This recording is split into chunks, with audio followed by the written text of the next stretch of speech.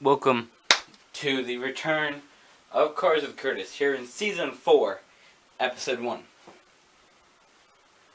So we're taking a simple break from the modern road cars that we've got all through the seasons. To begin with, Nascar. Now, these cars do resemble the look of a road car that you might see. This here is the new Generation 6 car that began in 2013. So here's the number 42, Target Chevrolet SS driven by Kyle Larson. Now, this car here is supposed to resemble the Chevrolet SS. Now we're going to take a quick look at just where did this all start off. What happened to the race cars that we used to see? Well, we're going to take a quick look at all the different, at the time that these cars all, what they used to look like, okay? Here, we take a look through every single look of a car from 1948 to 2013. So starting in 1948, the cars looked and were cars you could simply go to the store, well, not store, go to the car dealership on a Sunday, buy it, paint a number onto it, and drive away. And you could do the same exact thing. The only thing that they would change was the doors were strapped shut, or like probably would weld them shut, and they had a rear axle thing that they put into it to keep the thing going. I can read it better on here. They had a heavy-duty rear axle required to keep the cars from flipping during the race. That's all they had. They drove. They had a Ford convertible, Hudson Hornet, Ford Coupe, and I mean these here weren't just from that year. Like this one here is 1939. They had the Ford Galaxy. So you get the Ford Galaxy, Ford convertible, Hudson Hornet, and Ford Coupe. So here's the Galaxy, the convertible, Hudson Hornet, and the Coupe. Now we go up to Generation 2. These cars had a good span from 1967 to 1980. They had a stock body with a modified frame. They modified the chassis, which they used some other companies that would build a chassis for the team. So we got the Chevrolet Monte Carlo, we got the Dodge Charger, Dodge Daytona, and the Ford Fairlane. Okay, so here's the Monte Carlo, here's the Dodge Charger that Richard Petty drove, the Dodge Daytona, which had the big, massive wing on the back, which Richard Petty drove, and the Ford Fairlane. Now we go to Generation 3, which were cars from 1981 to 1991. The wheelbase had 110 inches as it was used to. They downsized the car to better resemble the cars in the showroom. And the body panels were purchased through the manufacturer. So, Chevy, Pontiac, Ford, Buick, Dodge, all would supply the teams with the body panels. Obviously, they're not going to be like, here, take a free body panel. You have to buy the body panels and build the car. So, no longer is it completely stock. So here you go, we got the number 3 Chevy Lumina, which was from my Dale Earnhardt. Got a Pontiac Grand Prix. We have a number 9 Ford Thunderbird, which was driven by Bill Elliott. If you watch the NASCAR Nationwide Series, Chase Elliott, his son, is racing in the number 9 car. Right there is the Buick Regal. And again, you can see the car started to change a bit. In 1992 to 2006, this time now, many car driver related deaths happened during the period of these cars. So after, really after Dale Earnhardt died when he crashed, NASCAR started making more modified things to the cars that we're going to see through the next 3 generations to prevent any more driver deaths happening, including things like the safer barrier, which is a wall which has a foam block in between it, which absorbs the impact so you're not smashing at 200 miles an hour head on to a piece of cement. Instead, you're hitting more of a foam wall. Also, inside of the cars, it's lined with foam in between the metal. So if the metal gets ripped away, which can happen in a wreck, all the foam will fall out and you're not allowed to race unless you refill it with foam.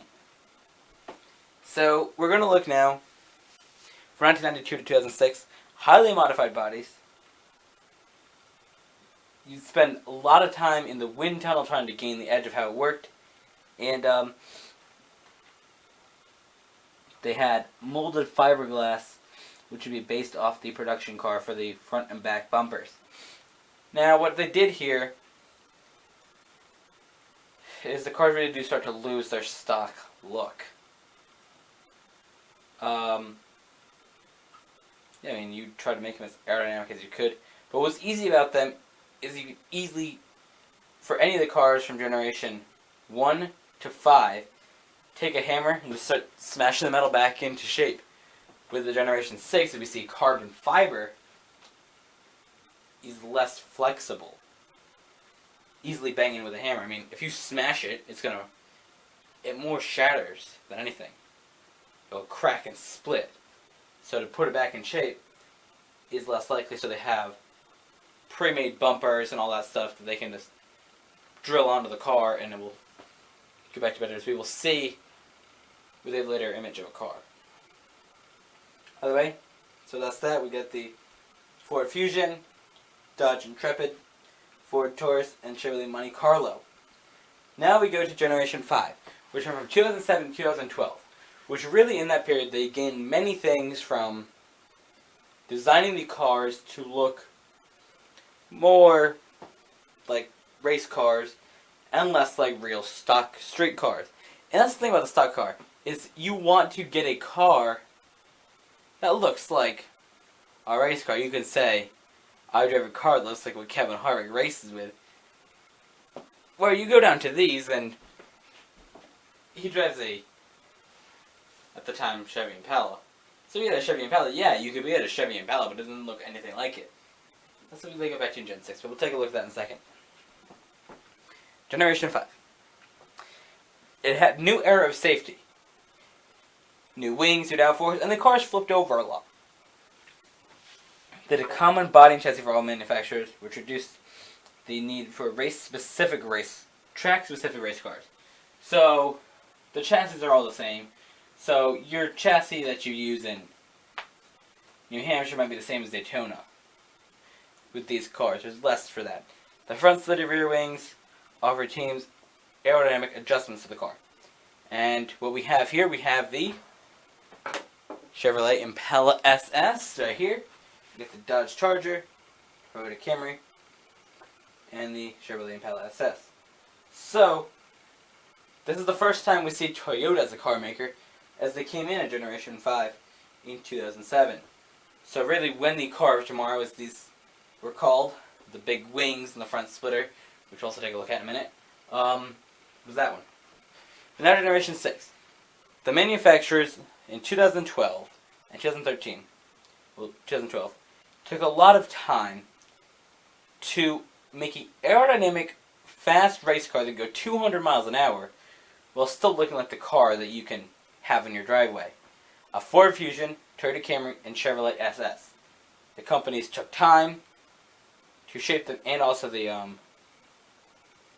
Dodge Charger in 2013, I believe.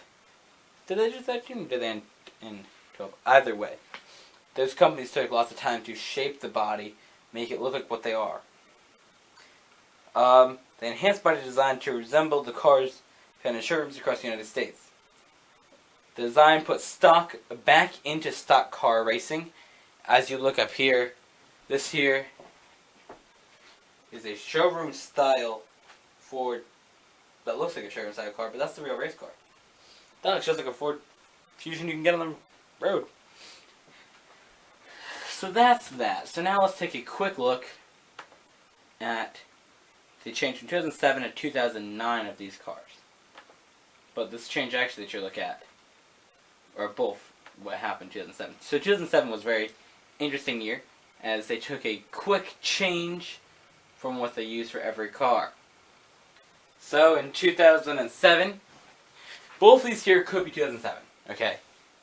They are 2007, 2009, but in 2007 they did run both versions. 16 races with this one here, which is called the car tomorrow. Big front splitter, big back wing. The wing's very heavy too, that's the issue. 2007, the cars look like this, okay? And Chevy at the time was using the Monte Carlo SS. 2009 or 2007, they used this style, but they used the Impala SS. Now, at the same time, Dodge was using the Charger for this style, and the Avenger for this style. And Ford and Toyota were using, obviously for Toyota, the Camry for both, and Ford, the Fusion for both. So, that is what the cars looked like. Okay. Then in 2011 to 2012, they changed from that bottom look that we've seen to this look here, which does put it back a bit more to what the cars looked like for the road, while still keeping that look. Now we take a quick look here at some of the wrecks that these cars can have.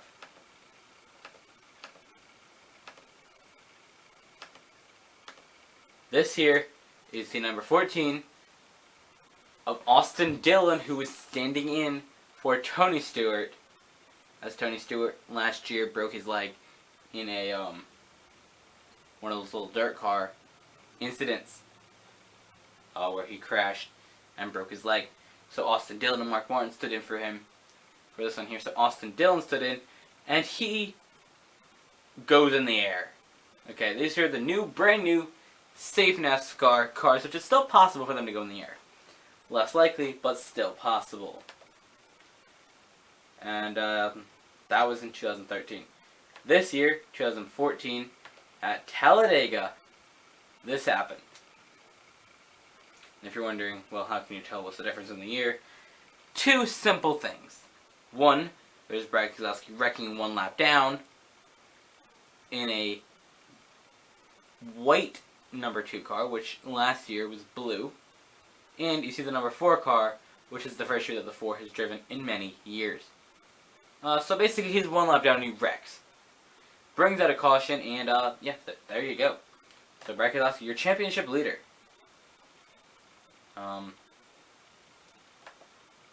Earlier this season, that was more later in the year. But earlier this season, this happened. This was at Daytona. Now, the way you can tell it's this year, one, look at the 88 car. It looks like it has more of an American flag on the back of it than it did last season.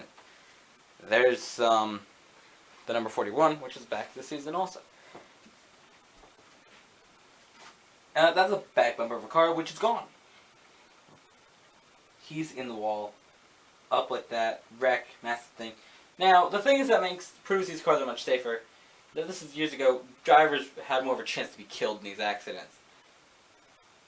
And now they're a lot more safer with all their protection around, really it's around your neck that really what you need the protection.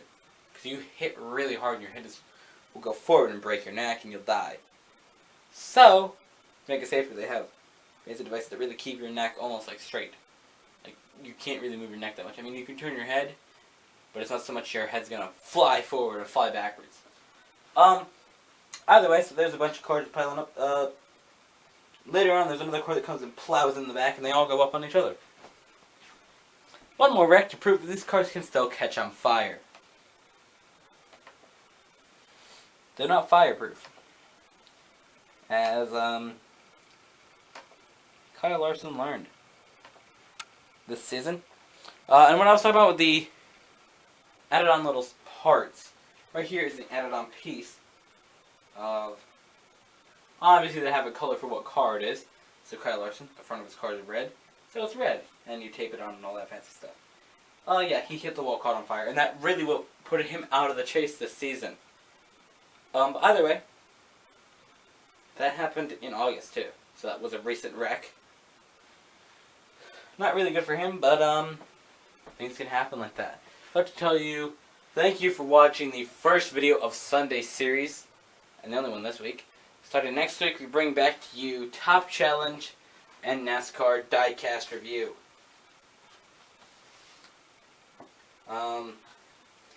It has been fun telling you about random crap, and yeah, see you later.